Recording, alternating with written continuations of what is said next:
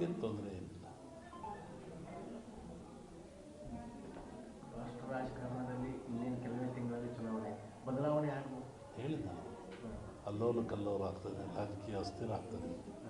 ಈ ಲೋಕಸಭಾ ಚುನಾವಣೆ ವೇಳೆನೇ ಆಗ್ತದೆ ಸುಮ್ಮನೆ. ಈ ಸದ್ಯದ ಪರಿಸ್ಥಿತಿ ಮುಂದುವರಿಯೋದಿಲ್ಲ ಹಾಗಾದರೆ ಮುಂದಿನ ಲೋಕಸಭಾ ಚುನಾವಣೆ ನಂತರ ನೋಡ್ತೀವಿ. ಇನ್ನೊಂದು ಸತಿ ಹೇಳ್ತೀನಿ ಅದ್ರ ಬಗ್ಗೆ. ಇನ್ನೂ ಕಾಲ ಅವಕಾಶ ಇದೆ. ಡಿಸೆಂಬರ್ ವೇಳೆಗೆ ಚುನಾವಣೆ ಬರ್ತದೆ. ನಾವು ವಾಪಸ್ಸು ಊರಿಗೆ ಹೋಗ್ಬೇಕು. ಚುನಾವಣೆ ಪೂರ್ವದಲ್ಲಿ ಅಸ್ಥಿರತೆ ಯಾವ್ದಾರು ಹೇಳಿ ಅಪಾಯ ತಂದುಕೊಳ್ಳೋಕೆ ಇಷ್ಟಪಡಲ್ಲ ನಾನು. ಒಳ್ಳೇದಾಗಲಿಲ್ಲ. ಈಗ ರಾಜ್ಯದಲ್ಲಿ ಅಸ್ಥಿರತೆ ಉಂಟಾಗ್ತಾ ಇದೆ ಅಂತ ಮುನ್ಸೂಚನೆ ಕಾಣ್ತಿದೆ. ಅವರವ್ರ ಸರ್ಕಾರದ ವಿರುದ್ಧ ಅವರವರೇ ಲೆಟರ್ ಬರೆಯೋದು, ಕಮಿಷನ್ ಜಾಸ್ತಿ. ಸಹಜವಾಗಿರೋದಲ್ರಿ, ಮನುಷ್ಯನಿಗೆ ಸಹಜವಾಗಿರೋದೇ ಅವನ್ನೇನು. ಯಾರನ್ನೂ ತೃಪ್ತಿಪಡಿಸೋಕ್ಕಾಗಲ್ಲ. ಅವಾಗ ಆಸನೆಗಳು ಮೂಡ್ತವೆ. ಅಪ್ಪನ ವಾಪಸ್ ನಾವು ಊರಿಗೆ ಹೋಗ್ಬೇಕಂದ್ರಲ್ಲ, ಯಾವ ಅರ್ಥದೊಳಗೆ? ನೀವೇನೋ ಹೇಳಿ, ನಾವೇನೋ ಹೇಳಿ. ಅಲ್ಲ, ಈ ಹಿಂದಿನ ಆ ಥರದ ಥ್ರೆಟ್ಗಳು ಬಂದಿದ್ವು ಅಂತ ಬರಲ್ಲ ಮಾಡ್ಕೊಳಲ್ಲ ಅಷ್ಟೇ. ನೀವೇ ಹೋಗತ್ತಿಗೆ ಅಂತ ಸ್ಟಾರ್ಟ್ ಆಗ್ತದೆ. ಏನಾದ್ರು ಹೇಳಿ ಅದಕ್ಕೆ ಅವಕಾಶನೇ ಕೊಟ್ಟಿರ್ಬಾರ್ದು ಅಷ್ಟೇ. ಆ ಥರ ಸಂದರ್ಭಗಳೇನಾದರೂ ಇಲ್ಲ, ಆಗೋದು ಬೇಡ ಅಷ್ಟೇ. ನೀವು ಸ್ವಲ್ಪ ಆ ಥರ ಹೇಳಿಕೆ ಕೊಟ್ಟರು ಚಲೋ. ಇಲ್ಲ, ಆ ಥರ ಹೇಳಿಕೆ ನಿಮ್ಮ ಭವಿಷ್ಯವನ್ನು ಎಲ್ಲರೂ ನೋಡ್ತಿರ್ತಾರೆ, ಕಾಯ್ತಿರ್ತಾರೆ, ಏನು ಹೇಳ್ತಿರ್ತಾರೆ ಅಂತೇಳಿ. ನೀವು ಮುಂದೆ ಹೇಳಿದ ನಂತರ ನಮಗೆ ಸಮಸ್ಯೆ. ಸಿದ್ಧಾಂತವೇ ಅದು, ಕಂಪ್ಲೀಟ್ ಸಿದ್ಧಾಂತನೇ ಅದು. ಅವ್ರು ಹೇಳುತ್ತಲೇ ಇರ್ತಾರೆ, ನಾವು ಊಟ ಮಾಡ್ತಲೇ ಇರಬೇಕು ಅಷ್ಟೇ. ಅದಕ್ಕೆ ಸಂಬಂಧ ಇಲ್ಲ ಅಷ್ಟೇ. ಧರ್ಮದ ವ್ಯಾಖ್ಯಾನವೇ ಬೇರೆ ಇದೆ. ಅವ್ರಿಗೆ ಅವ್ರು ಹೇಳಿದ್ರು, ಹಿಂದೂ ಧರ್ಮ ಯಾರು ಹುಟ್ಟಿಸಿದ್ರು ಅಂತ. ಸುಮ್ಮನೆ ಯಾಕೆ ಹೇಳ್ತಾರೆ? ನೋವಾಗಿ ಅಂತ ಹೇಳ್ತಾರೆ. ಅದಕ್ಕೆ ಪರಿಹಾರ ಎಲ್ಲರೂ ಹೇಳ್ಬೇಕು. ಏನು ನೋವಾಯಿತು, ಹೆಂಗಾಯಿತು, ಅವ್ರಿಗೆ ಯಾಕೆ ನೋವಾಯಿತು, ಧರ್ಮ ಹೆಂಗೆ ಹುಟ್ಟಿತು ಹಂಗಾರದು. ತತ್ವಜ್ಞಾನದಲ್ಲಿ ಫೇರಿಂಗ್ ಥಿಯರಿ ಅಂತ ಬರುತ್ತೆ. ಧರ್ಮ ಹುಟ್ಟಿದ್ದೇ ಭಯದಿಂದ ಅಂತ. ಫಿಯರಿಂಗ್ ಧರ್ಮ ಭಯದಲ್ಲಿ. ಮನುಷ್ಯ ಮೊದಲು ನೀರು ನೋಡಿದ, ಹೆದರಿದ, ಕುಡಿದ, ಖುಷಿ ಆಯ್ತು ಅವನಿಗೆ. ಬೆಂಕಿ ನೋಡಿದ, ಸುಡ್ತು, ಹೆದರಿದ, ಅದು ಬೇಸಿಗೆ ತಿಂದ, ಖುಷಿ ಆಯ್ತು ಅವನಿಗೆ. ಗಾಳಿ ನೋಡಿದ, ಸುಡ್ಡು ಗಾಳಿ ಬಂತು, ಹೆದರಿದ, ಅದು ಉಪಯೋಗ ಗೊತ್ತಾಯಿತು, ಪೂಜೆ ಮಾಡಿದ. ಹಾಗೆ ಫಿಯರಿಂಗ್ ಥಿಯರಿ ಅಂತ ಯಾವುದು ಭಯ ಇದ್ದಾಗ ಅವರಿಗೆ ಗೊತ್ತಾಗೋದು ಪೂಜಿಸ್ತಾನೆ, ಇಲ್ಲ ಅದನ್ನು ವಿರೋಧ ಮಾಡ್ತಾನೆ.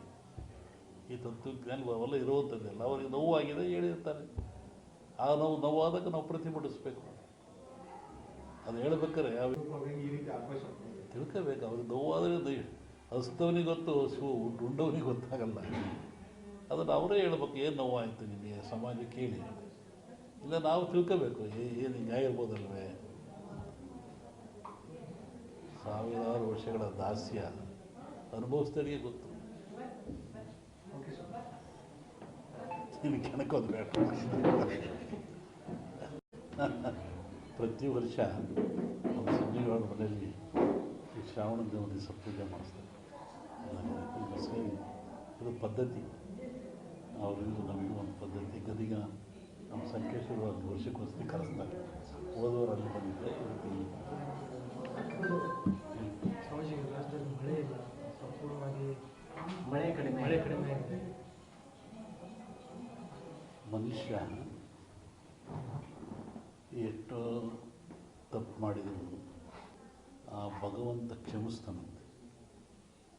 ಮನುಷ್ಯ, ಪ್ರಾಣಿ, ಭೂಮಿ ಏನು ಮಾಡಿದ್ರು ಸೃಷ್ಟಿಕರ್ತ ಅವನೇ ಅಲ್ಲದೆ ಅವನು ಕ್ಷಮಿಸ್ತಾನಂತೆ. ಆದರೆ ಮನುಷ್ಯ ಮಾಡಿದ ಕರ್ಮಗಳು ಅವನು ಕ್ಷಮಿಸಲ್ವಂತೆ. ಭಗವಂತ ಕ್ಷಮಿಸಿದರೂ ಮನುಷ್ಯ ತಾನು ಮಾಡಿದ ಕರ್ಮಗಳನ್ನು ಅವೇ ಕ್ಷಮಿಸಲ್ಲ. ಹಾಗಾಗಿ ಮನುಷ್ಯನ ಕರ್ಮಬಾಧೆಗಳು ಹೆಚ್ಚಾದಾಗ ಇವೆಲ್ಲ ಸಾಮೂಹಿಕವಾಗಿ ಅನುಭವಿಸಲೇಬೇಕಾಗ್ತದೆ. ಹಾಗೆ ಮಳೆ, ಭೂಕಂಪಗಳು, ಅರ್ಥಕ್ವೇಕ್ಗಳು ಅಥಾರು ನಡೀತಾ ಇರ್ತವೆ. ಏನೂ ಆಗಲ್ಲ, ಬರುತ್ತೆ. ತಮಾಷೆ ಅಂತ ಬರುತ್ತೆ. ಮಳೆ ಏನು ತೊಂದರೆ ಇಲ್ಲ. ಈ ಬಾರಿ ಏನಾದರೂ ಇದೇ ಪರಿಸ್ಥಿತಿ ಮುಂದುವರಿಯುತ್ತೆ? ಇಲ್ಲ, ಚೆನ್ನಾಗಿ ತೊಂದರೆ ಏನಾಗಲ್ಲ.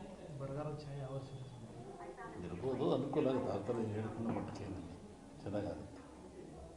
ಮೊನ್ನೆ ವಸತಿ ಹೇಳಿದ್ವಲ್ಲ, ಬೆಳಗಾವಿನಲ್ಲಿ ಶ್ರಾವಣ ಮಧ್ಯಭಾಗದಲ್ಲಿ ಮಳೆ ಬರ್ತದೆ, ನಿಮ್ಮ ಉತ್ತರ ಕರ್ನಾಟಕದಲ್ಲಿ ಆಯಿತು, ಎಲ್ಲ ಕಡೆಗೆ ಆಯ್ತಲ್ಲ. ಈಗ ಅಮಾವಾಸ್ಯೆ ನಂತರ ಇಲ್ಲಿ ಬರುತ್ತೆ, ತೊಂದರೆ ಇಲ್ಲ. ಅಮಾವಾಸ್ಯೆ ನಂತರ ಈ ಕಡೆ ಈಗ ರಾಜಕೀಯದಲ್ಲಿ ಬೇರೆ ಬೇರೆ ರೀತಿಯ ಬೆಳವಣಿಗೆಗಳು ನಡೆದವು. ಮೈತ್ರಿಗಳು ಯಾವ್ಯಾವ ಪಕ್ಷಗಳು ಲೋಕಸಭಾ ಚುನಾವಣೆ ಹಿನ್ನೆಲೆ. ಲೋಕಸಭಾ ಚುನಾವಣೆ ಪೂರ್ವದಲ್ಲಿ ಈ ಬಗ್ಗೆ ಅದು ಬಂದಾಗ ಹೇಳೋದು, ಈಗೇನೋ ಅವಶ್ಯಕತೆ ಇಲ್ಲ. ಅದು ಇನ್ನೇನು ಬಂದೇ ಬಿಡುತ್ತಾ? ಹೇಳೋದು ಇನ್ನೊಂದ್ಸತಿ ಗೊತ್ತಿಲ್ಲ ಅವಾಗ. ಅಲ್ಲ, ಇದೇ ಪರಿಸ್ಥಿತಿ ಕಂಟಿನ್ಯೂ ಆಗುತ್ತೋ ಲೋಕಸಭೆಯಲ್ಲಿ ಏನಾದರೂ ಬದಲಾವಣೆ ಕಾಣ್ಬೋದು? ಹೇಳ್ತೀನಿ ಆ ಕಾಲಕ್ಕೆ. ಈಗ ಬಿಜೆಪಿಯವರು JDS ಅವರು ಹೊಂದಾಣಿಕೆ ಮಾಡ್ಬೋದು. ಅದು ನಮಗೇನು ಸಂಬಂಧ ಇಲ್ಲ. ಅದ್ರ ಬಗ್ಗೆ ನಮಗೇನು ವಿಚಾರ ಅಂತ ಹೇಳಲೂಬಾರ್ದು. ದೇಶದ ಭವಿಷ್ಯ ಏನಾಗುತ್ತೆ? ದೇಶ ಹಿಂಗೆ ಹೋಗ್ತಾ ಇದ್ರೆ ಹಿಂಗೆ ಹೋಗ್ತದೆ. ಸದ್ಯಕ್ಕೇನು ತೊಂದರೆ ಇಲ್ಲ. ಅನೇಕ ಆಪತ್ತುಗಳಿದ್ದಾವೆ. ಅದೇ ಬಂದೇ ಹೇಳಿದ ಭೂಕಂಪಗಳಾಗ್ತವೆ. ಮೊನ್ನೆ ಫಾರಿನ್ನ ಕಡೆ ಮಳೆ ಜಾಸ್ತಿ ಆಗ್ತದೆ. ಇನ್ನೂ ಉತ್ತರದಲ್ಲಿ ಮಳೆ ಅಂತ ಹೇಳಿದ್ರೆ ಹಾಗಾಗ್ತದೆ. ದೊಡ್ಡ ದೊಡ್ಡ ನಗರಗಳಿಗೆ ಆಪತ್ತಿದೆ, ತೊಂದರೆಗಳಿದ್ದಾವೆ, ಭೂಕಂಪಗಳಾಗಂಥದ್ದು, ಹಾಹಾಕಾರಗಳಾಗ್ತದೆ, ರಾಜಕೀಯದ ಅಸ್ಥಿರತೆ ಉಂಟಾಗ್ತದೆ. ಅವಾಗಿರೋದೇ ಪ್ರಾಕೃತಿಕವಾಗಿ ದೋಷಗಳು ಇರ್ತದೆ. ರಾಜಕೀಯ ಅಸ್ಥಿರತೆ ಅಂದ್ರೆ ಅದನ್ನು ಸ್ವಲ್ಪ ಬಿಡಿಸಿ ಹೇಳಿದ್ರೆ ಹೆಂಗಿರುತ್ತೆ? ನೀವೇ ನೋಡುವಂತೆ ನಿಮಗೆ ಗೊತ್ತಾಗುತ್ತೆ. ಯಾವ ರೀತಿ ರಾಷ್ಟ್ರ ರಾಜಕೀಯದಲ್ಲಿ ಅಸ್ಥಿರತೆ ಉಂಟಾಗ್ತದೆ? ಎರಡರಲ್ಲೂ ಇದೆ. ರಾಜ್ಯ ಎರಡರಲ್ಲೂ ಅಸ್ಥಿರತೆ ಕಾಣುತ್ತೆ. ಎಲ್ಲ ಕಡೆ ಈ ಧರ್ಮದ ವಿಚಾರ ಸಾಕಷ್ಟು ಚರ್ಚೆಗೆ ಆಗ್ತಿದೆ. ಆದರೆ ಸನಾತನ ಧರ್ಮ ವಿಚಾರವಾಗಿ ಚರ್ಚೆ ಆಗ್ತದೆ. ಅವರವ್ರ ಧರ್ಮ ಅವ್ರಿಗೆ ದೊಡ್ಡದು. ಇದು ಭಾರತದಲ್ಲಿ ಸೆಕ್ಯುಲರಿಸಮ್, ಜಾತ್ಯತೀತವಾದ ಇದೆ. ಮತ್ತು ಅವರ ಧರ್ಮಕ್ಕೆ ನೋವಾದಾಗ ಅವರು ವ್ಯಕ್ತಪಡಿಸೋದು ಸಹಜ, ಅದು ತಪ್ಪೇನಲ್ಲ. ಅದ್ರ ಬಗ್ಗೆ ನಾವು ಯಾವುದೇ ಪರ ವಿರೋಧ ಹೇಳುವಂಥದ್ದು ಏನು ವಿಚಾರ ಅಲ್ಲ. ಒಂದು ಸಲವನ್ನು ಎಲ್ಲ ದೇಶಕ್ಕೂ, ಎಲ್ಲ ಮನೆತನಕ್ಕೂ, ಎಲ್ಲ ಜನಕ್ಕೂ ತನ್ನದೇ ಆದ ಧರ್ಮ, ನೀತಿ, ಪರಂಪರೆ ರೂಢಿ ಇರ್ತದೆ. ಅದು ನೋವಾದಾಗ ಎಲ್ಲರಿಗೂ ನೋವಾಗ್ತದೆ. ಹಾಗೆ ರಾಷ್ಟ್ರಕ್ಕೂ ಒಂದು ಧರ್ಮ, ನೀತಿ ಇದೆ ಮತ್ತು ಎಲ್ಲ ಜನಾಂಗಕ್ಕೂ ಇದ್ದಾವೆ. ಅದನ್ನು ನಾವು ತಿರಸ್ಕರಿಸಬಾರ್ದು, ಹೆಚ್ಚಿನ ಪ್ರೋತ್ಸಾಹನೂ ಕೊಡಬಾರ್ದು. ಅದು ಹೆಂಗುದೇ ನಡ್ಕೊಂಡು ಹೋಗ್ತಾ ಇರ್ತದೆ. ಅಲ್ಲ, ಅದು ಧರ್ಮದ ವಿಚಾರ ರಾಜಕೀಕರಣ ರಾಜಕೀಕರಣ ಆಗ್ತಾ ಇದೆಯಲ್ಲ. ಧರ್ಮದಲ್ಲಿ ರಾಜಕೀಯ ಇರಬಾರ್ದು, ಅದು ಅಪಾಯ ಆಗ್ತದೆ. ಪ್ರಜಾಪ್ರಭುತ್ವಕ್ಕೆ ರಾಜಕೀಯಕ್ಕೆ ಅಪಾಯವಾಗ್ತದೆ. ರಾಜಕೀಯ ಬೆರೆಸಬಾರ್ದು. ಇಲ್ಲಪ್ಪ, ಈಗ ಧರ್ಮದ ಮೇಲೆ ನಾವು ಒಟ್ಟು ಕೇಳಿ ಅಧಿಕಾರಕ್ಕೆ ಬಂದಂಥ ಪರಿಸ್ಥಿತಿ ಸೃಷ್ಟಿಯಾಗ್ಯದ ದೇಶದೊಳಗೆ. ಧರ್ಮಾಧಾರಿತ ರಾಜಕಾರಣ ನಡೆದು ಅದು ಅವರಿಗೆ ಸಂಬಂಧಪಟ್ಟದ್ದು. ಅಲ್ಲ, ನೀವು ಹೇಳಿದ್ರಲ್ಲಪ್ಪ ಈಗ ಧರ್ಮ ರಾಜಕೀಯ ಬೆರಿಬಾರ್ದು ಅಂತ ಹೇಳಿದ್ರಲ್ಲ. ಆದ್ರೆ ನಾವು ಒಂದು ಜನರ ನಡುವಲ್ಲ ದ್ವೇಷ ಬಿತ್ತಿ ಓಟು ಬೆಳ್ಕೊಳ್ಳುವಂಥ ಪರಿಸ್ಥಿತಿ ನಿರ್ಮಾಣ ಆಗ್ಯದ. ಏನಿಲ್ಲ, ಆದರೆ ಮನುಷ್ಯ ಮಾಡಿದ ಕರ್ಮಗಳು ಅವನು ಕ್ಷಮಿಸಲ್ಲ ಅಂತ. ಭಗವಂತ ಕ್ಷಮಿಸಿದರೂ ಮನುಷ್ಯ ತಾನು ಮಾಡಿದ ಕರ್ಮಗಳನ್ನು ಅವೇ ಕ್ಷಮಿಸಲ್ಲ. ಹಾಗಾಗಿ ಮನುಷ್ಯನ ಕರ್ಮಬಾಧೆಗಳು ಹೆಚ್ಚಾದಾಗ ಇವೆಲ್ಲ ಸಾಮೂಹಿಕವಾಗಿ ಅನುಭವಿಸಲೇಬೇಕಾಗ್ತದೆ. ಹಾಗೆ ಮಳೆ